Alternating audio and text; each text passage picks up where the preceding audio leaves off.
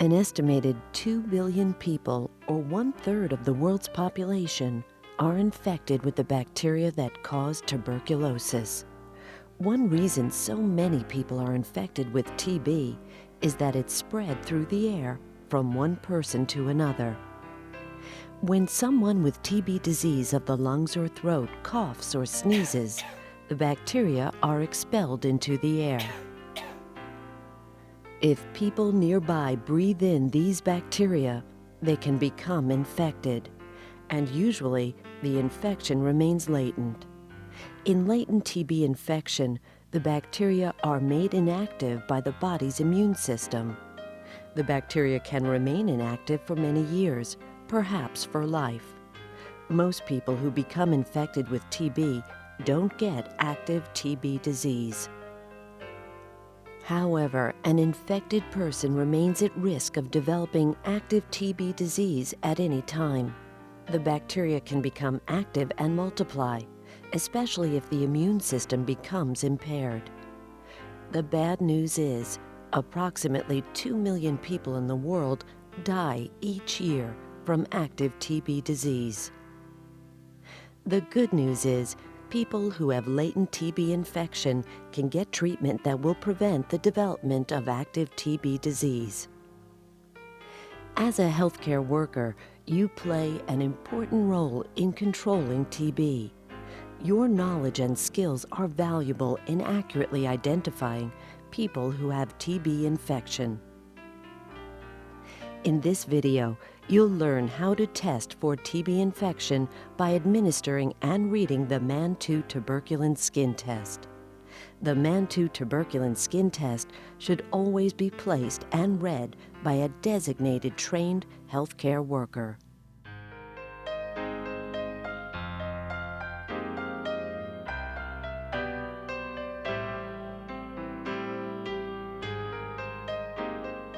In the United States, the Mantoux tuberculin skin test has been the standard method for detecting latent TB infection since the 1930s. The skin test is used to evaluate people for latent TB infection. It's primarily used in two situations. First, it's used in contact investigations to test close contacts of people who have active TB disease. Second, it's used as part of targeted testing activities in various groups of people who are at high risk for TB, such as healthcare workers who serve high-risk clients, residents and employees of correctional facilities, and foreign-born people from areas that have a high TB incidence. The priorities for targeted testing of high-risk populations should be based on local epidemiologic data. Once you've decided who should be tested, then you can begin the Mantoux tuberculin skin test procedure. The two main parts include administering and reading the skin test.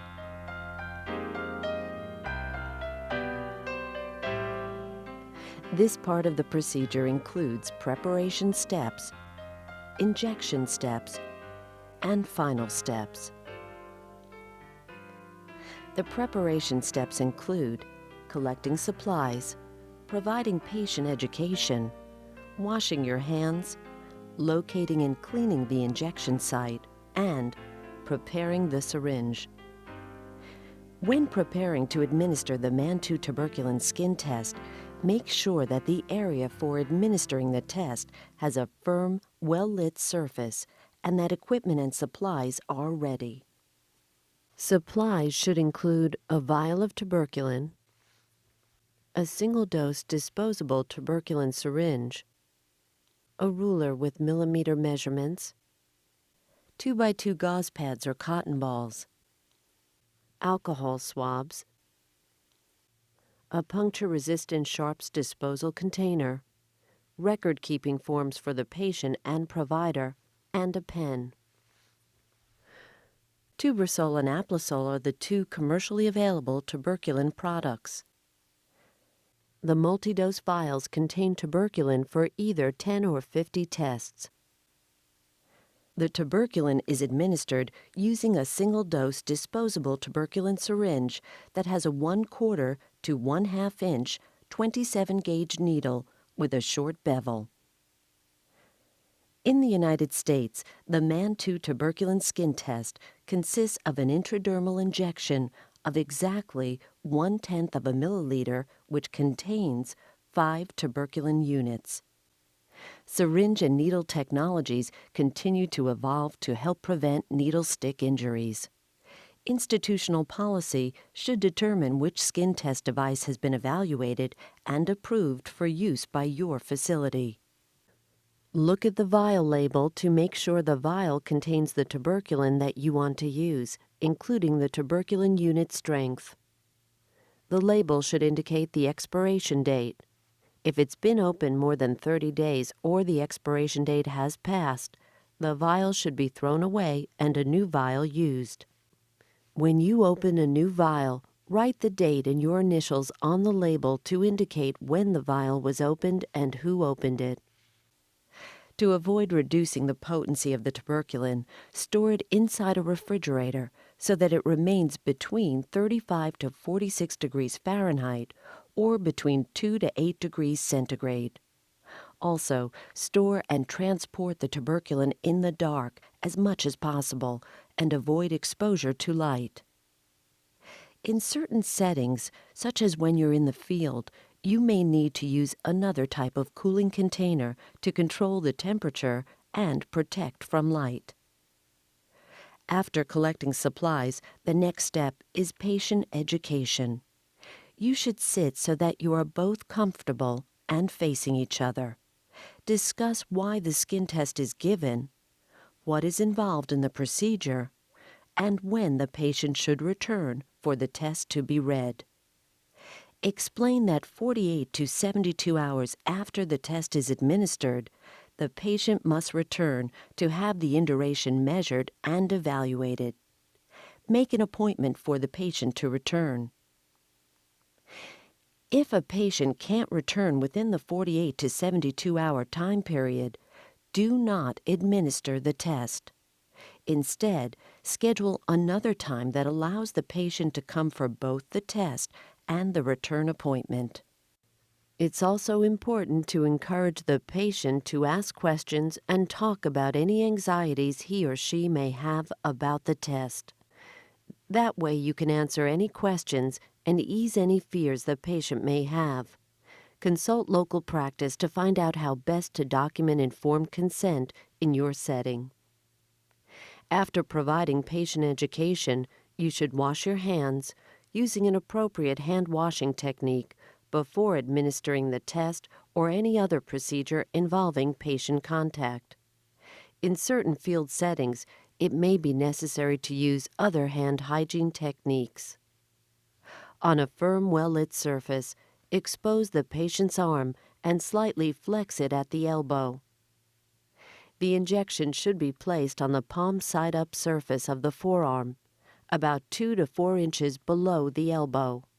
Your local institutional policy may specify the right or the left forearm for the skin test.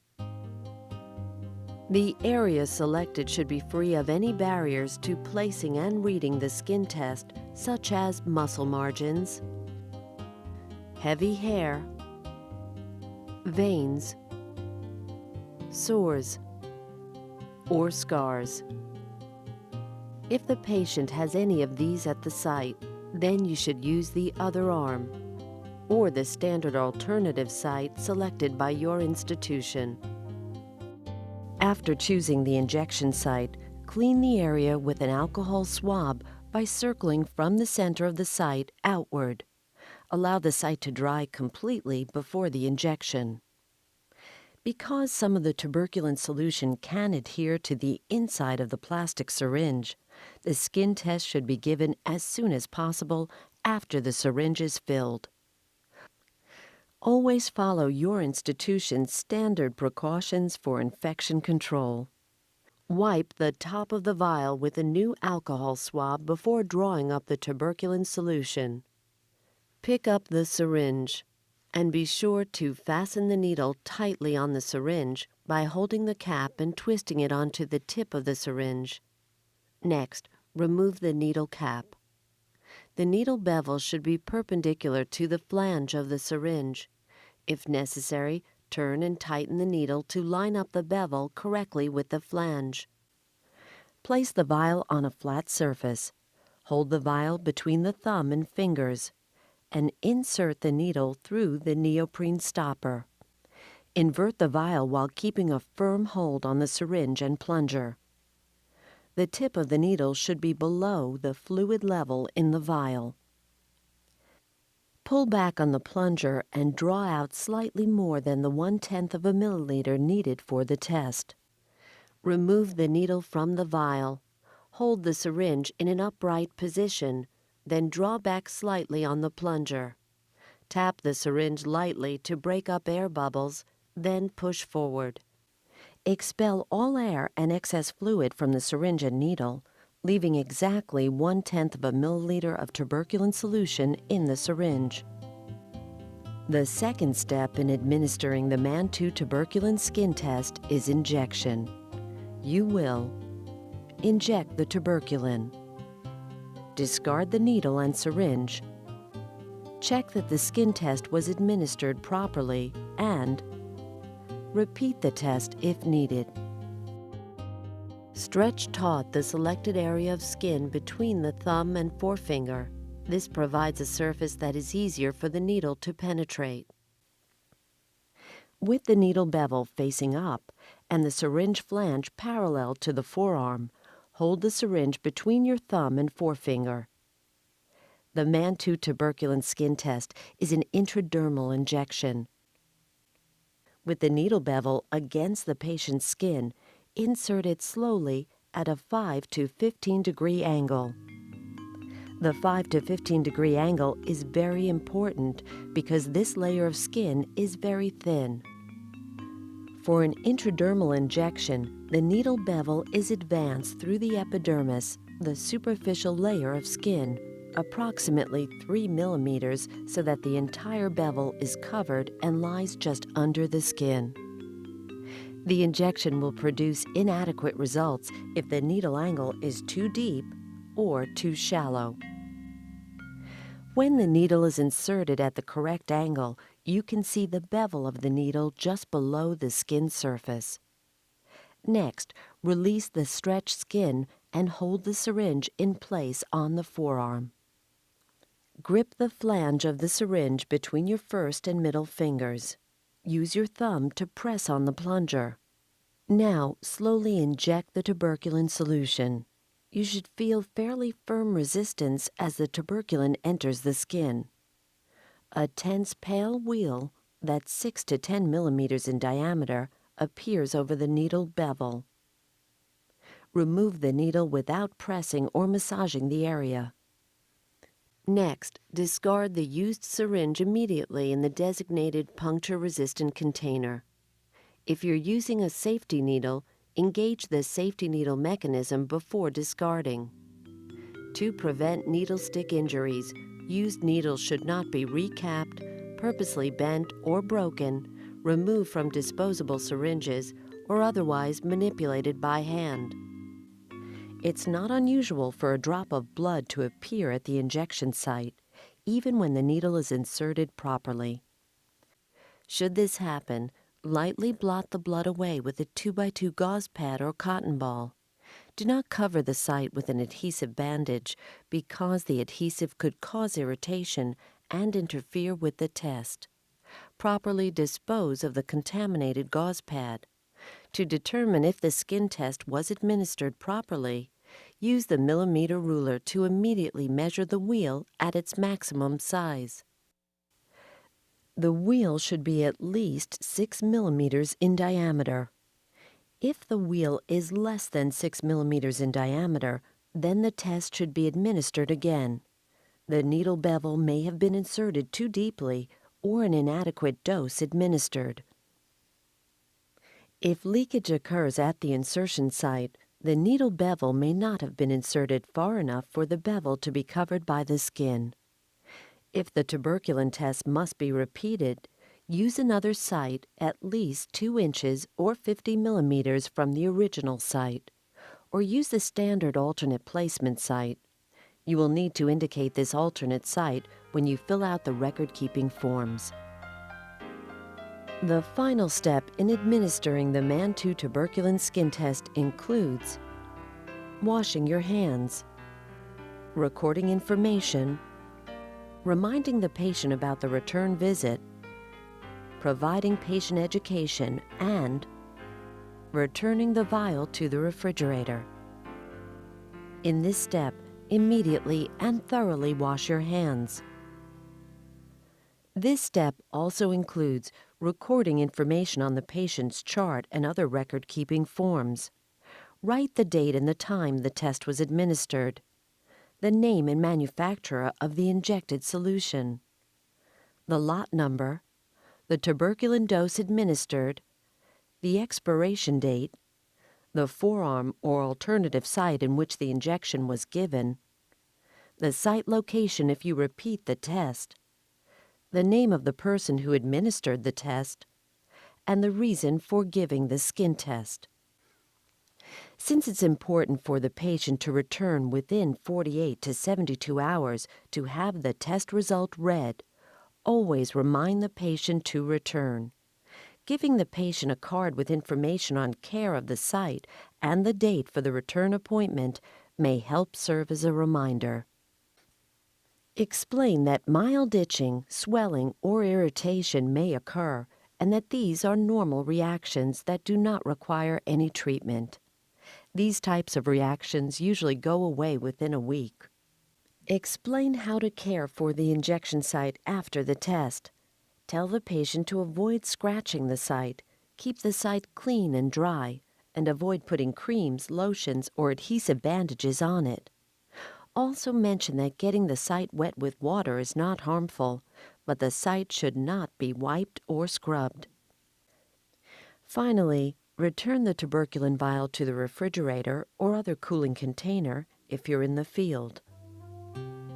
In review, remember that when you administer the Mantoux tuberculin skin test, the preparation steps include collecting the supplies, providing patient education, washing your hands, locating and cleaning the injection site, and preparing the syringe. The injection steps include injecting the tuberculin at a 5 to 15 degree angle, discarding the needle and syringe properly, checking that the skin test was administered properly, and repeating the test if needed. The final steps include washing your hands, recording the information, reminding the patient about the return visit, providing patient education, and returning the vial to the refrigerator.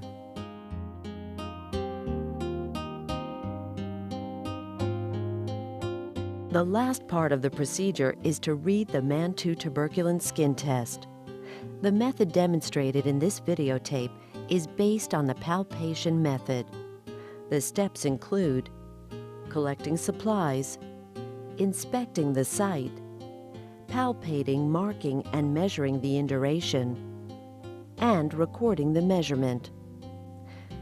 There are several different methods for reading the Mantoux tuberculin skin test, and they can vary among facilities. For each facility, everyone reading the skin test should receive training in and use the same method. A great deal of practice is required to achieve consistently reliable measurements. The skin test should be read between 48 and 72 hours after the skin test has been administered.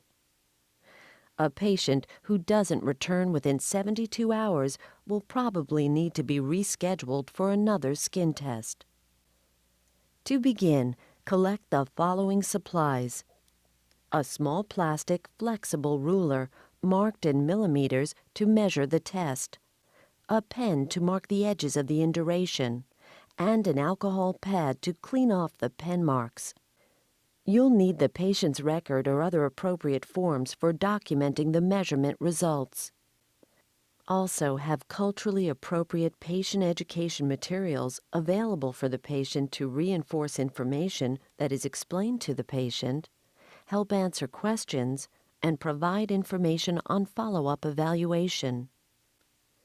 To locate this skin test site, inspect the arm in good light and on a firm surface. When the site is on the forearm, turn the arm palm up, support it, and slightly flex it at the elbow. The basis of reading the skin test is the presence or absence of induration, which is a hard, dense, raised formation. This is the area that is measured. Sometimes the site has erythema, a reddening of the skin that can also have swelling. The erythema should not be measured. Whatever induration is present at 48 to 72 hours should be measured and recorded. Only the part of the reaction that can be felt, which is the induration, is measured, even if there is soft swelling or redness at the site. Keep in mind there might not be an induration.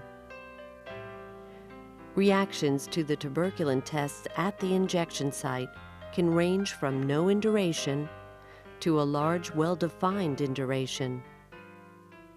In order to feel the induration properly, keep your fingernails short enough so that they don't protrude beyond the finger. The induration is not always visible, so you must rely on palpation with your fingertips to discover if there's induration at the site. With your fingers together, touch the area lightly with the pads of your fingertips. Using a light, gentle motion, sweep the fingertips over the surface of the forearm in a 2-inch diameter in all 4 directions to locate the margins or edges of induration. If induration is present, use a zigzag, feather-like touch over the area of induration to outline the margins of induration. Determining margins all around the induration helps to find the edges, which will be measured later. When palpating for margins, be careful not to confuse a margin of induration with a margin of muscle on the forearm.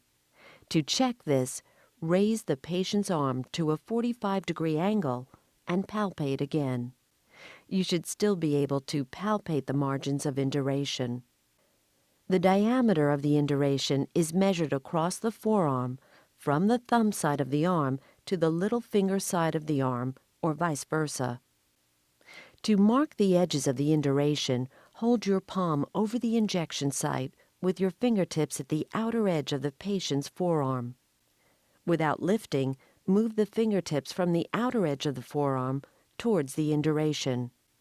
Rest one fingertip firmly against the induration margin border on one side before marking the margin. The fingertip should remain in contact with the skin at all times. Mark lightly with a fine dot at the widest edge of the induration, using the fingertip as a guide.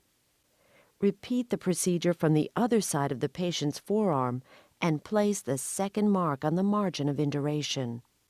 Palpate again to double-check that the induration was marked correctly.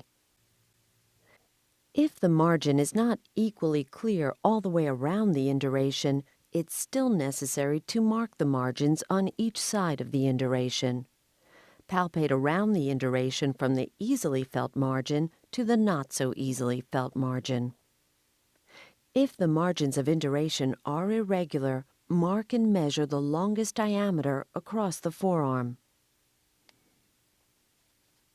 To measure the diameter of the induration, use the millimeter ruler. Place the 0 ruler line inside the left dot edge and read the ruler line inside the right dot edge. If the measurement falls between 2 divisions on the millimeter scale, record the lower mark.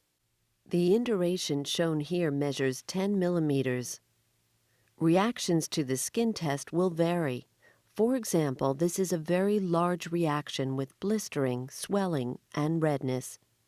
Make sure to record blistering even if no induration is present. Palpate this induration gently, as it may be painful. Measure only the induration. This reaction measures 17 millimeters. There is redness and swelling in this reaction, but there is no induration. Because only the margins of induration are significant, the redness and swelling should not be mistakenly measured. Therefore, the measurement of this induration is 0 millimeters. Immediately after the test is measured, write the exact measurement in millimeters of induration on the patient's record. Do not simply record the interpretation of the results as negative or positive, and do not record the results in centimeters. For example, an induration that measures 3 millimeters should be recorded as 3 millimeters and not as negative.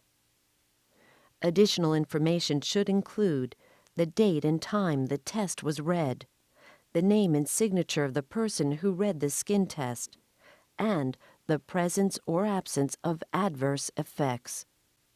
State or local policies may require additional documentation of adverse effects. Accurately reading and recording skin test measurement results is important and gives the healthcare provider useful information for evaluation. Results are often used as a baseline or as a comparison with past or future test results. The skin test measurement is then evaluated along with other factors for an interpretation that may lead to further diagnostic and medical evaluation and possibly treatment. Interpretation should be performed by a trained healthcare provider in accordance with institutional policies based on CDC guidelines. Check your institution's policy for evaluation and referral procedures. Reliable reading of the tuberculin skin test requires a great deal of practice and adherence to appropriate steps for quality control. The steps in this method include standardization of procedures, training, supervision, and practice. This may include periodic standardized reliability testing. In review, remember when you read the Mantoux tuberculin skin test, you should collect the appropriate supplies, inspect the site, palpate the induration, mark the induration, measure the induration, not the erythema, and record the measurement. Although it takes practice to perform the Mantoux skin test accurately and reliably, the skills and knowledge you develop in administering and reading the Mantoux tuberculin skin test will help you play an important role in TB control.